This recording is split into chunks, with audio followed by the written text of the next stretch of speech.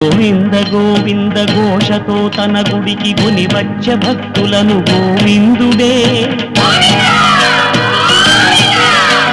ముడుపులను గైకొని మొక్కులను చెల్లించ పక్కనే నిలిచి ఆ పరమాత్ముడే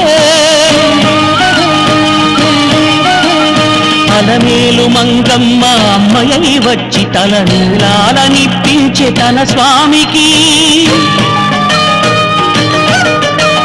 వైకుంఠవాసుడే వరద హస్తముతో తీరిల్చి పూసెలే చలువ చందనమే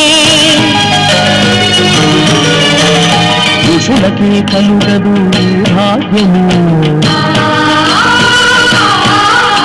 ఈ పసివారి బ్రతుకులే ధన్యము